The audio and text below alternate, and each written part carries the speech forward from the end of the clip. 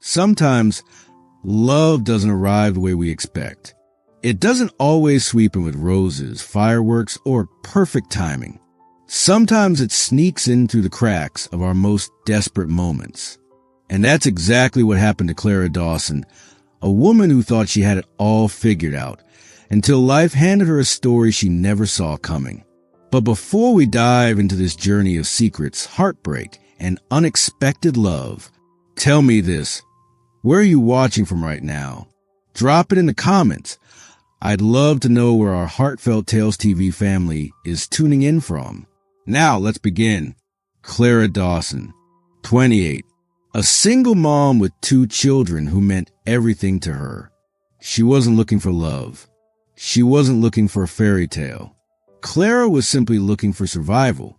When her cousin's wedding invitation landed in her hands, it wasn't just a family event. It was a summons, a reminder that she was a poor one. The single mother everyone whispered about behind carefully raised champagne glasses. She knew exactly what that wedding would be. Eyes judging her, whispers following her every step, relatives pretending to pity her. And pity, to Clara, was unbearable. So she made a decision, a bold one. She would hire someone, not for romance, not for love, but for armor. A man who could stand by her side, smile at the relatives, pretend just for one night that she wasn't alone. What Clara never imagined was that the stranger she hired, the man she thought was just another name on a contract, was living a life of his own. Because Mark, as he introduced himself that night, wasn't really Mark at all. He wasn't an escort. He wasn't struggling for money. He wasn't even close. He was Ethan Blackwood, a billionaire, a man who had everything, except the one thing Clara had always fought to protect with her entire being, a real, honest connection. And what began as a night of pretending, a night built on contracts and secrets, would turn into the one story neither of them could have written for themselves. A story of betrayal, forgiveness, and a love strong enough to turn strangers into family. This is a story of how a poor single mother hired a fake blind date for a wedding, and how that man, a billionaire in disguise, fell not just for her, but for the children she never thought anyone would choose. Together, they discover that the family we fight for is the one that makes us whole. Clara Dawson's mornings began before the sun ever thought of rising. The alarm would buzz. She dragged herself out of bed, careful not to wake her children, and tie her hair back with the same elastic band she'd been using for weeks. By the time most people were still dreaming, Clara was already slipping into her waitress uniform, quietly moving through a tiny 2-bedroom apartment that smelled faintly of crayons, pancakes, and laundry detergent. Her children, Lily and Noah, were her entire world.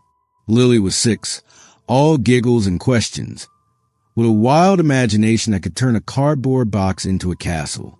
Noah was 8, thoughtful and serious, already carrying more responsibility on his small shoulders than a boy his age ever should. Clara had built her life around them. Every shift she worked, every dollar she saved, every tired smile she forced, it wasn't for herself. It was for them. But life hadn't been kind. Tips weren't always generous. Rent was always late, and bills seemed to multiply faster than she could pay them.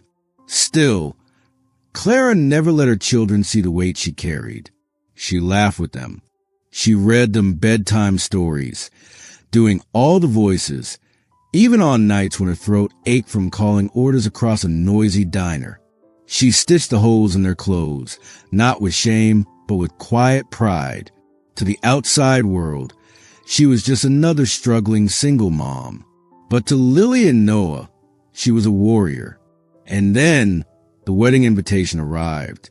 A thick, ivory envelope with her cousin's name written in gold script. The moment she saw it, Clara's stomach sank. Her cousin's wedding was bound to be a spectacle, grand, expensive, the kind of event where relatives would arrive dressed in designer gowns and tailored suits. Clara knew what would come next. The looks, the questions, the whispers. Where's the father of your children? How are you managing, Clara? Oh, you're still waitressing? She could already feel the sting of pity, the sideways glances, the quiet comparisons of cousins who had married well, built perfect families, and lived in houses with rooms bigger than her entire apartment. Clara hated pity, more than poverty, more than exhaustion. Pity was the one thing she couldn't bear. So as she stared at that invitation, she made a decision. She wouldn't walk into that wedding alone. She didn't need a man to save her.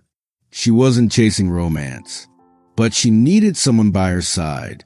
Someone who could silence the whispers before they started.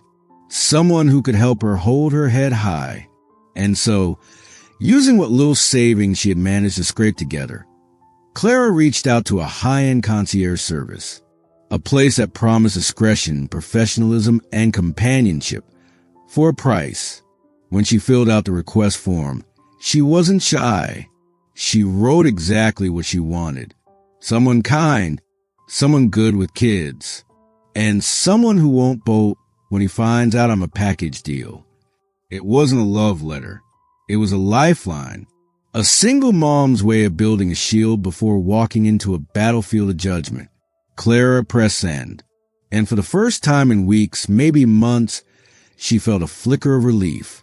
She didn't know it yet, but that decision, made in a cramped apartment late at night while her children slept down the hall, would change everything, because the man who would read her request wasn't just anyone, and the life Clara thought she was protecting for her children was about to be rewritten in ways she could never imagine. Ethan Blackwood's world looked perfect from the outside. 32 years old, a self-made tech billionaire. His name graced magazine covers. His company's innovations reshaped industries, and his wealth seemed limitless. Private jets, lavish parties, a penthouse that overlooked the entire city skyline. To anyone else, Ethan had everything. But Ethan had never felt more alone, because behind the glass walls of his empire, the air was suffocating. His phone never stopped buzzing, but not with friends, not with family, just investors, strategists, opportunists. Every dinner invitation came with strings attached. Every smile carried an expectation. And when women approached him, it wasn't his heart they saw. It was his bank account. It was a strange kind of prison, a gilded cage, polished until it gleamed, but hollow inside.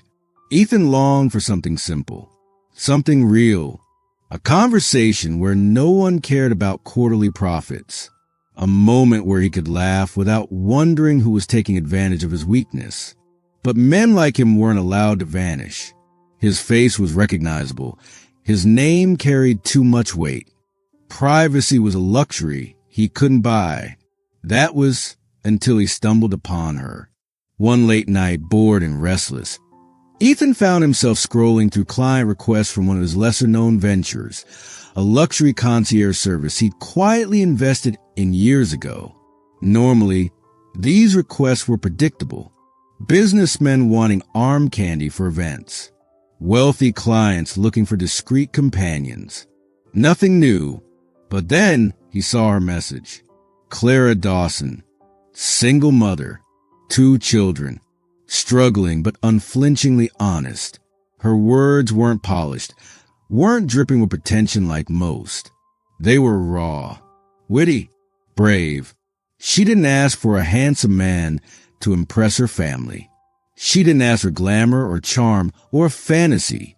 She asked for someone kind, someone good with kids, someone who wouldn't run when he realized she came as a package deal. It stopped Ethan in his tracks.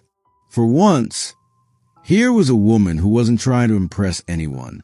She wasn't trying to sell herself or chase someone's money.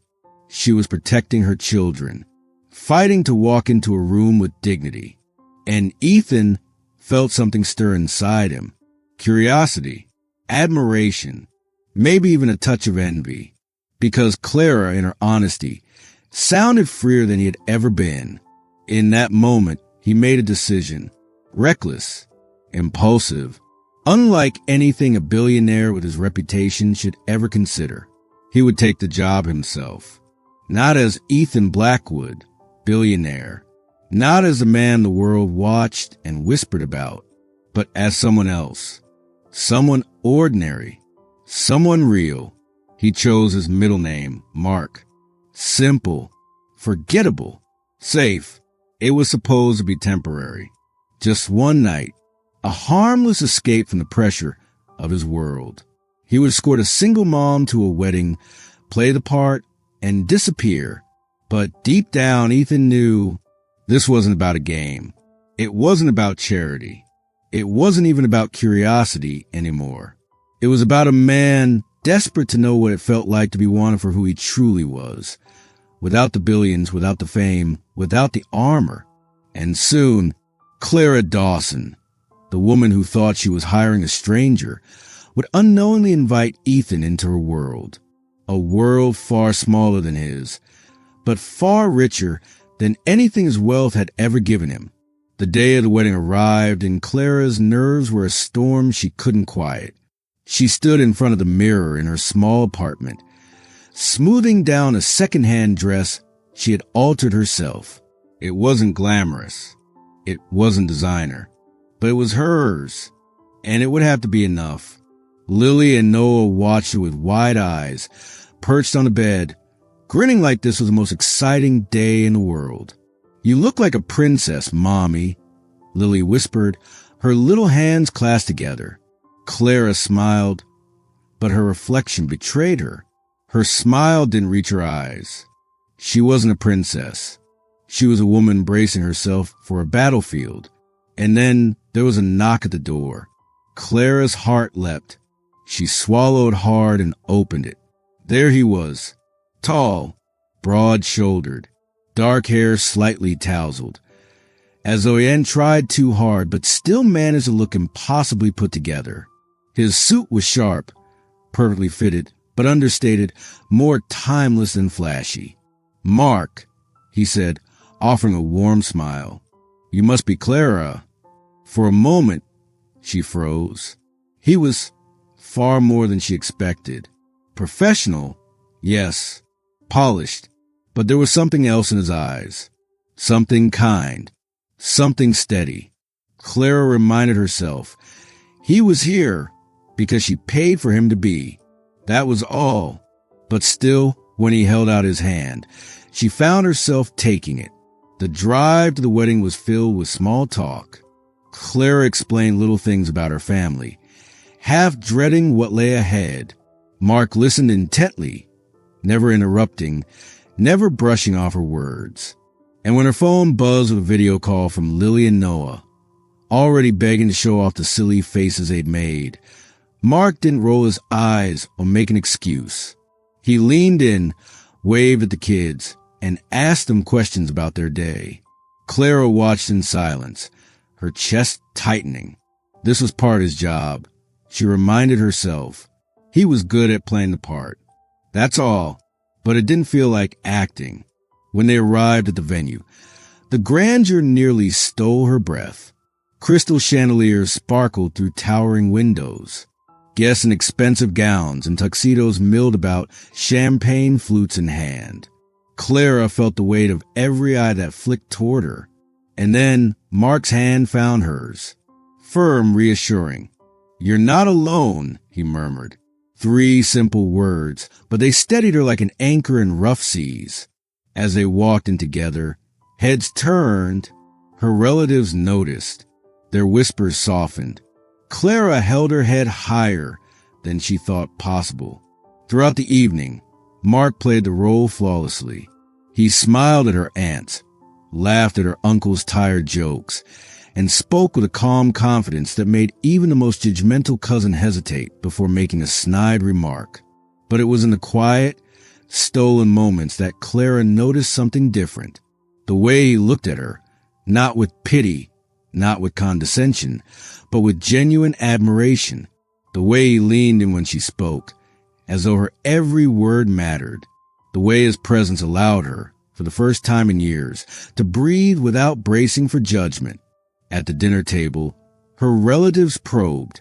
"So, Mark, what do you do?" one cousin asked with a smirk. Clara tensed, dreading what he might say, but Mark only smiled. "I work with my hands sometimes, and I like helping people when I can."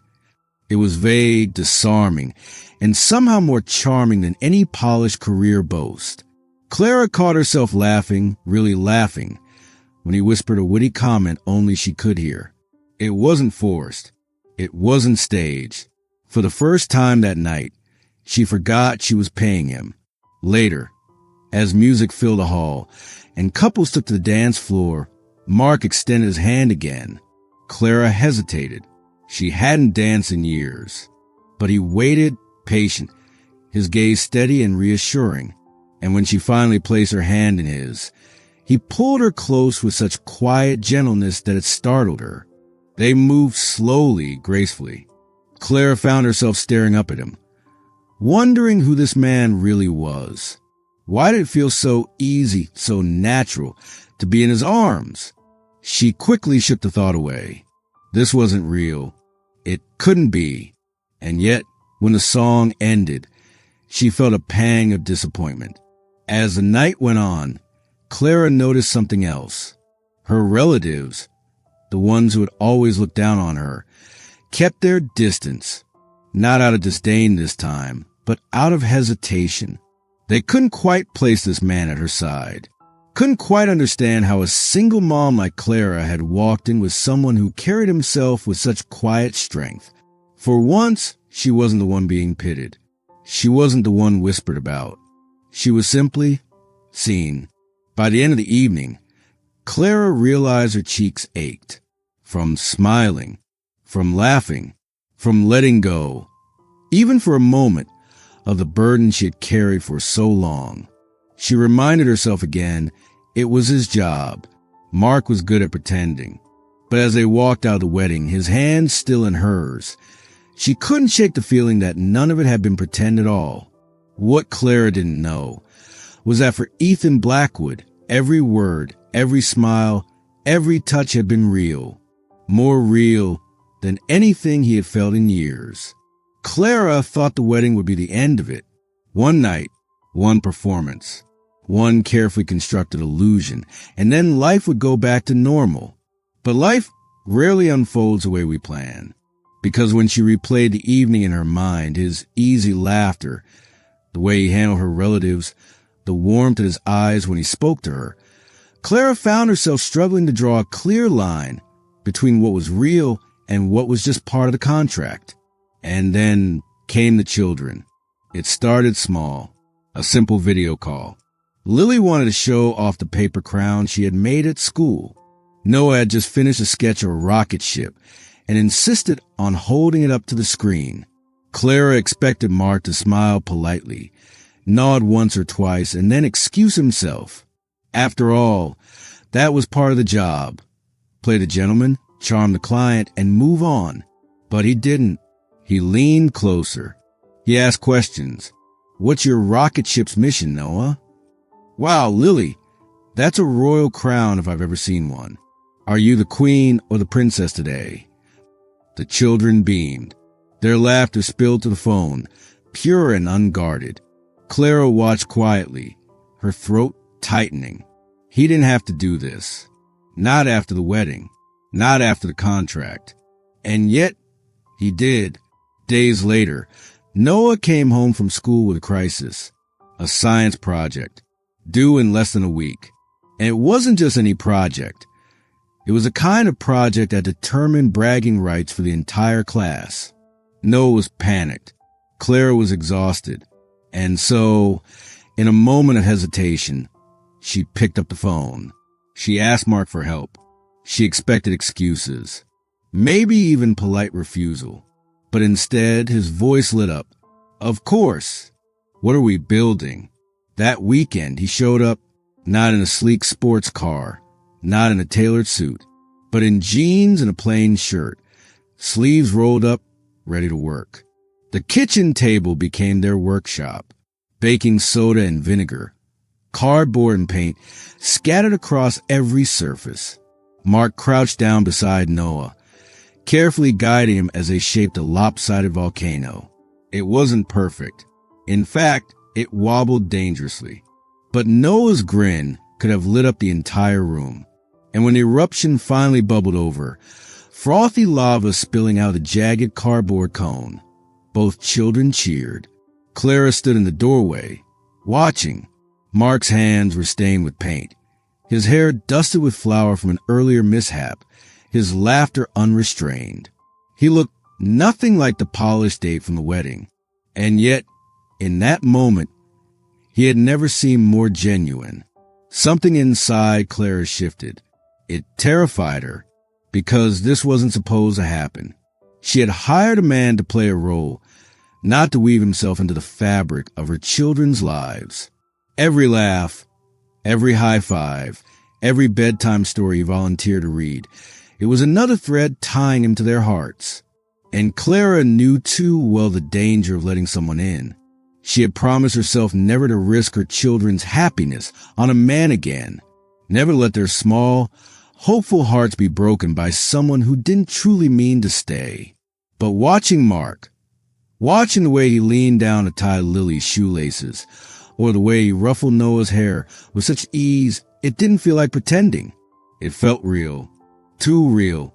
That night, after the children were asleep, Clara sat alone in the quiet apartment. Her mind spun in circles.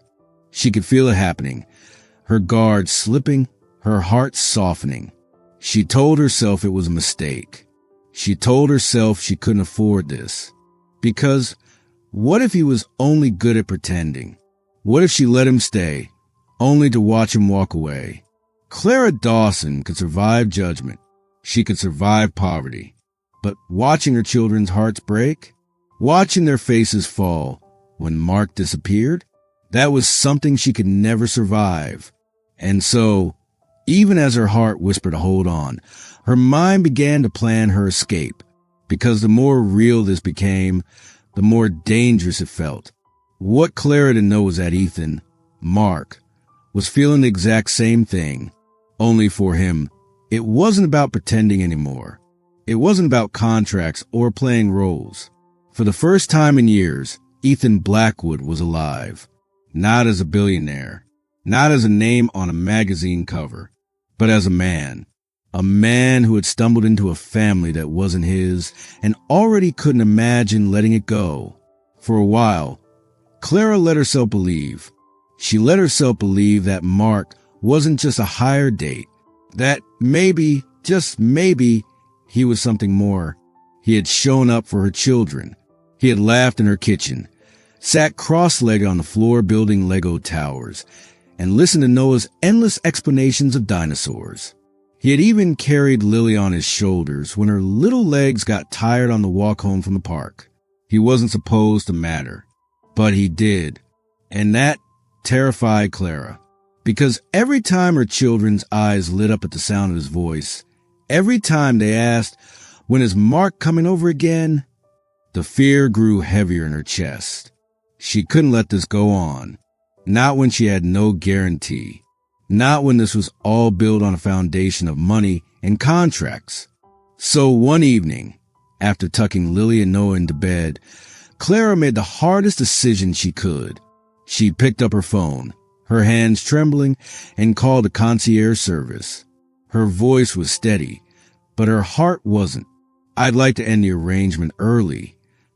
She expected it to be simple, a quiet closure, a way to protect herself, and more importantly, protect her children before they became too attached.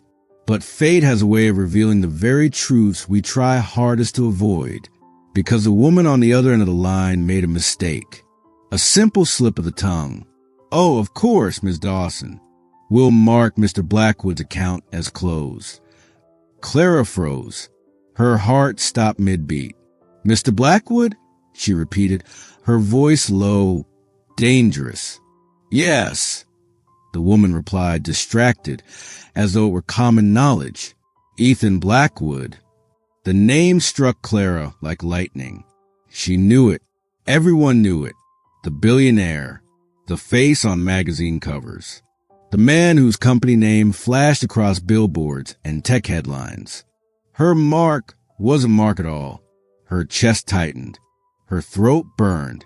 She hung up the phone without another word and stumbled into the living room, heart pounding as she grabbed her laptop.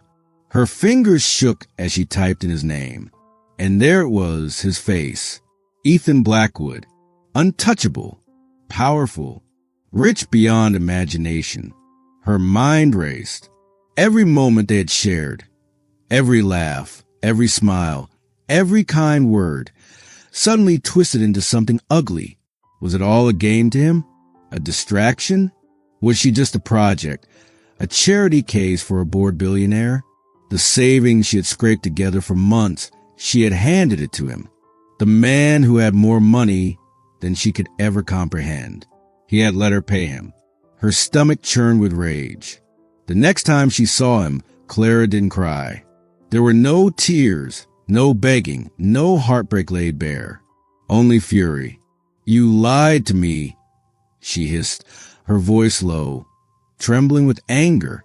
"You pretended to be someone else. You let me trust you, let my children trust you. Do you know what that means? Do you know what you've done?" Ethan tried to explain, his words desperate, reaching. "Clara, I never meant." But she cut him off, her eyes blazing. "You never meant? You never meant to what? To play house with a poor single mom? To use us as your little vacation from reality?" Her voice cracked, not from weakness, but from the sheer force of her fury. "I hired a man to play a role. That was honest. That was clear. But you," she pointed at him, her hand shaking, "you took my trust and turned it into a lie. You took my children's laughter and made it part of your game." Ethan's chest rose and fell, his jaw tight. For once, the man who always had an answer had none. Clara's voice softened, but it was colder than before. "You don't get to come into my life, into their lives, and pretend it meant nothing. You don't get to make us feel safe, only to rip it away when you've had your fun." She turned away, her hands trembling. Whatever this was, it ends here. For Ethan, the silence that followed was unbearable. The sound of her footsteps as she walked away was louder than any applause he had ever received, sharper than any criticism he had ever endured. And for Clara, the pain wasn't just anger. It was betrayal, because it wasn't about his money. It wasn't about his name. It was about the one thing she thought she had controlled, an honest transactional arrangement, and he had shattered it. That night, Clara Dawson swore she would never let herself or her children fall for the illusion of a man like Ethan Blackwood again. But the truth was, the story wasn't over. Because sometimes the deepest breaks become the cracks where the light eventually shines through. Ethan Blackwood had faced boardroom wars. He had survived lawsuits, betrayals, and media storms that could have ruined lesser men. But nothing cut deeper than Clara Dawson's voice when she told him to leave. He replayed her words over and over. "You took my trust and turned it into a lie." And for the first time in years, the billionaire who could buy anything, control everything, found himself completely powerless. Because trust can't be bought, and love can't be negotiated. Days passed, then weeks. Clara avoided his calls. She ignored his messages. Her silence was louder than any argument. But Ethan didn't give up. Instead of sending gifts, he sent nothing. Instead of showing up with roses or grand gestures, he showed up with humility. The first thing he did was return every cent she had paid. Not just the exact amount, but with interest. And then he donated the rest to a single-parent charity in Clara's name. It wasn't about money. It was about respect, a way of saying, "I took what was never mine to take, and now I'm giving it back." But Ethan knew words and money weren't enough. If he was going to prove himself, he had to do the one thing his entire life had never required him to do: show up consistently, quietly, without fanfare. So that's exactly what he did. When Lily's class needed a volunteer to read aloud for story time, he was there. He didn't announce who he was. He didn't stride in with his title. He simply sat in a tiny chair, a book in his hands, and read with voices that made the children laugh. When Noah faced trouble at school, a bully who had made him shrink into himself, Ethan didn't storm in with lawyers or bribes. He went to the principal, sat down calmly, and insisted the issue be addressed properly. Not because Noah was his, yet not because he wanted gratitude, but because Noah deserved to feel safe. And slowly, the children began to trust him again. They would light up when they saw him. Lily would climb into his lap with a picture book. Noah would ask him to check his homework, pretending not to care, but smiling when Ethan nodded with approval. Clara watched it all with cautious eyes. Part of her wanted to slam the door shut again, to remind herself of the betrayal. But another part, the part that had watched Ethan kneel on the kitchen floor building a crooked volcano with her son, that part couldn't ignore what she was seeing now. Because this wasn't the behavior of a man playing games. This wasn't the shallow attention of someone bored with his own wealth. This was different. Ethan wasn't dazzling them with riches. He wasn't parading them around as a charity case. He was simply there. When Clara's car needed an oil change, he offered to drive her, not with a chauffeur, not with a luxury car, just himself. When Lily had a school play, he sat in the back row, clapping louder than anyone.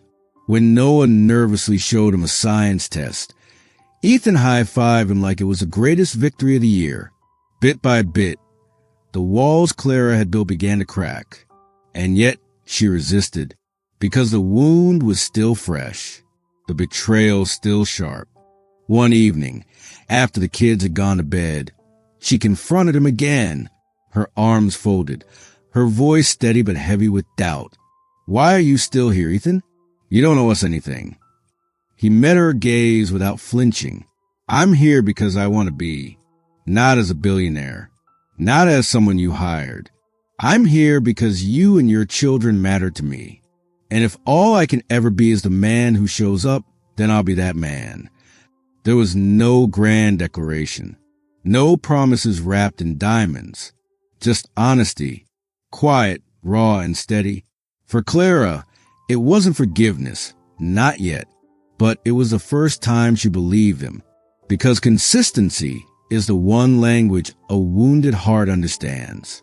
And Ethan Blackwood, a man who once lived in a world of excess, was finally learning the power of showing up in the smallest, simplest ways. What neither of them knew was that soon his greatest test was yet to come. And it wouldn't arrive in a boardroom, but on a stormy night when Clara and her children would need him most. The storm rolled in faster than anyone expected. The sky, once heavy with gray, broke open with thunder. Rain slammed against the windows of Clara's old sedan as she drove along the dark country road. In the back seat, Lily clutched her stuffed bunny tight, eyes wide at the lightning flashes. Noah tried to act brave, but his small hands gripped the seatbelt across his chest, knuckles white. The wipers worked furiously, but the windshield was a blur. Clara's jaw tightened. Her heart pounded with each streak of water across the glass. And then it happened. A sickening sound.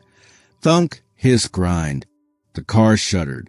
Clara pulled to the side of the road, heart sinking as steam rose from the hood. The engine had given out. In the middle of a storm, with her children, alone, she pressed her forehead against the steering wheel, fighting the panic rising in her chest. For years, she had carried everything alone.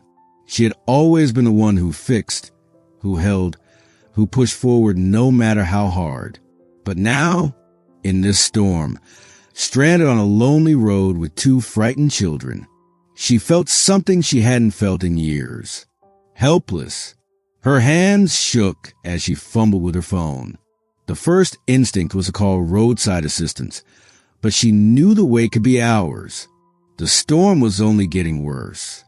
And then, without thinking, her fingers dialed the one number that had slowly, quietly become her safety net. Ethan.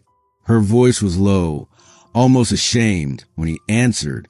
Ethan, I'm sorry. I didn't know who else to call. The car, it's dead. The kids are with me. We're on Willow Creek Road and... Stay right there. His voice cut in, steady and urgent. I'm coming. Clara hung up, staring at the phone in her trembling hands. She wanted to tell herself it was a mistake, that she shouldn't have leaned on him. But deep down, she knew the truth.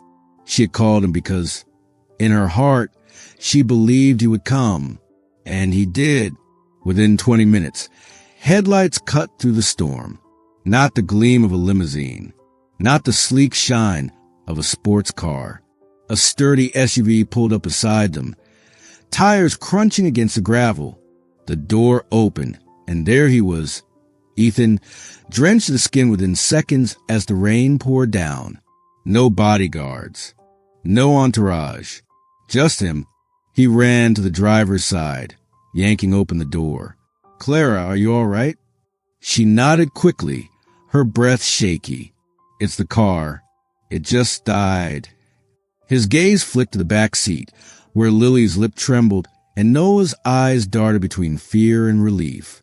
Without hesitation, Ethan leaned in.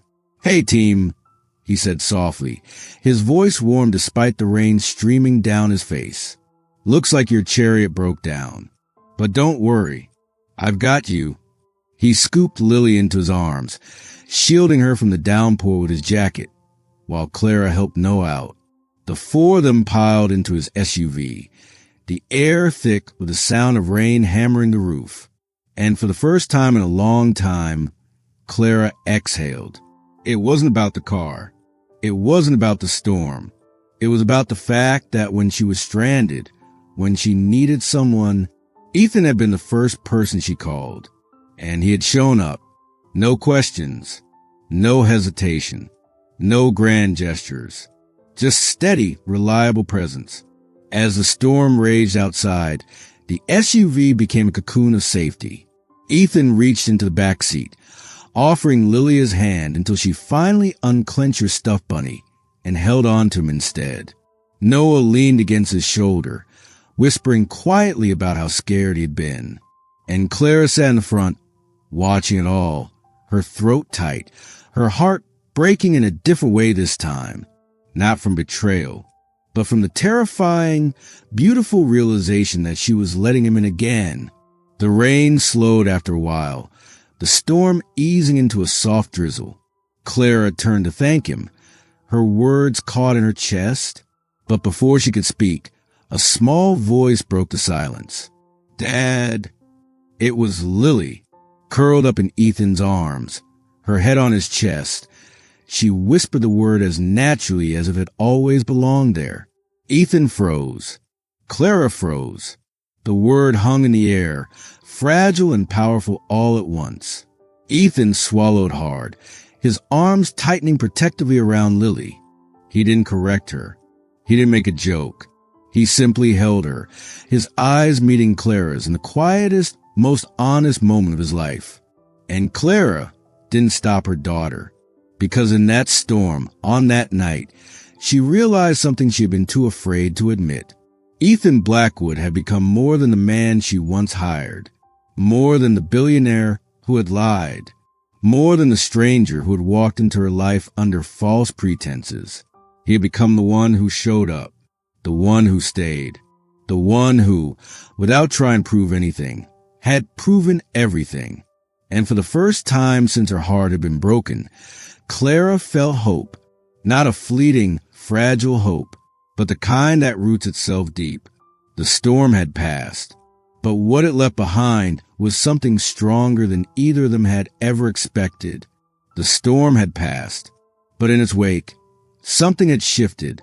Clara felt it in the silence that followed, in the way Lily's small hand rested trustingly in Ethan's, in the way Noah looked at him, not with suspicion anymore, but with a boy's cautious admiration. And she felt it most of all in her own chest, where fear had once lived but where something softer now began to take root. Still, Clara told herself she wasn't ready. She couldn't be, because love to her had always come with conditions, with disappointment, with the weight of promises broken. And Ethan? He was a man who lived in a world far above her own. Or so she thought. A week later, on a quiet evening after the children were in bed, Ethan showed up at her modest home. No limo outside. No extravagant gift in his hands. Just him, standing on her porch, damp from the night air, looking more vulnerable than she had ever seen him. Clara hesitated at the door. "Why are you here?" she asked softly, though her heart already knew. Ethan's voice was steady, but there was something raw beneath it. "Because I can't keep pretending. Not anymore." She folded her arms, bracing herself. "Pretending what?" "That I'm fine living without you. That I don't miss your laugh when Noah's volcano exploded in the kitchen. That I don't hear Lily's voice calling me, Dad, replaying in my head every night. That I don't." He stopped, swallowing hard, his breath catching. "That I don't love you, Clara."